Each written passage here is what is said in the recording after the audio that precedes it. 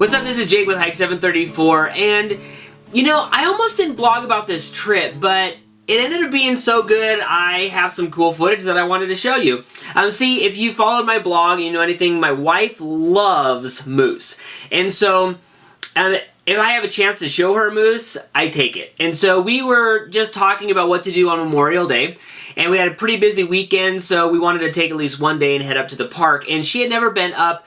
Well, actually, the only time she's ever been into the Many Glacier area was when we saw the Grinnell Glacier bull moose fighting extravaganza in 2011. So if you haven't seen that, check the link because it's ridiculous. But that was the only time she had been up in the Many Glacier area. So I wanted to take her up to Bullhead Lake if we could, but most likely just go to Redrock Falls.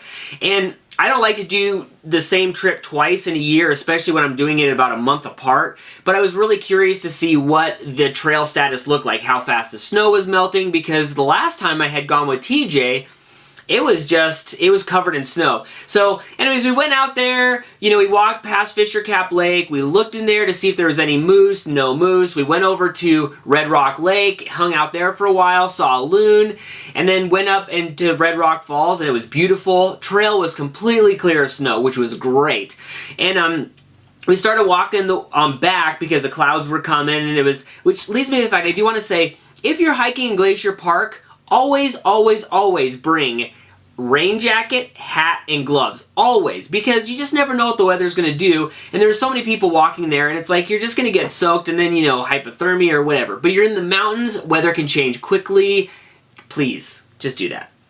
Anyway, so we're walking back, and we go past Fishercap Lake, and I'm like, do you want to walk the shoreline just real quick? She says, do you have any time? Do you think you have enough time? I'm like, sure. So we walk along there, and I was literally saying, one of my sayings is flippin' flapjacks. So that's what I was saying. I was like, well, flippin' flapjacks, we haven't seen any moose right there. There's a moose right there. Literally, as the words "no moose" came out of my mouth, a moose crossed in front of us, went into the lake. It was fantastic. It's really fun.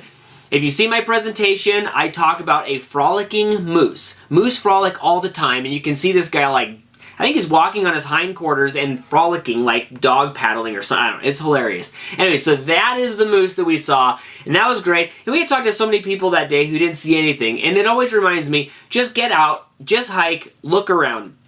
There were tons of goats and sheep all over the hillside, which was fantastic. And as we were driving out, we ended up looking down into Sherburne, down in the Lake Sherburne area, which if you're driving along that road, just pay attention to Lake Sherburne. There's a lot of animals like to go down there. We saw a little moose calf, and barely, he was just a little tiny guy, and he was tiny. Tiny guy, and he was tiny.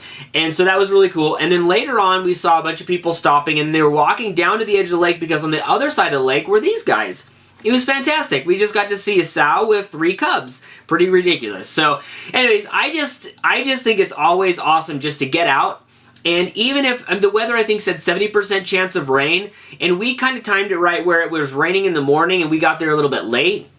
And we hiked just as the drizzle was leaving, and then it ended up coming back as we were leaving. So it was really kind of nice. But just get out, walk, look. So we saw one trail moose, one moose that was just, you know, on the shores from the car, and then we saw the griz and the 3 cubs, and then we saw this other moose just for a little bit as we were going past Two Sisters Cafe, kind of near Bab and stuff. So anyways, overall, it was a really great trip. I just wanted to show you some footage, and you know, the snow's melting pretty fast this year. We didn't have as much, like, you know, consolidated snow at the bottom, so I think it's going to be a really great year for hiking, at least the first half of it. Hopefully we don't have fires. That's going to be the real kicker. But it's shaping up to be a great hiking. And for those of you who haven't heard back from backcountry, that's probably not the greatest sign, but don't lose heart. Just because you aren't getting a backcountry permit from the lottery system, I just want to let you know, that's usually where I don't get my backcountry permits. When they finally update the advanced reservation page, that's when you should get your backcountry permit. So keep an eye out for that. I'll try and let you know when I see that, and I'll let you know when they open going to the Sun Road. I'll just let you know what I hear. So anyways, I'm Jake with Hike 734. Just stick around and we'll kind of find more cool stuff.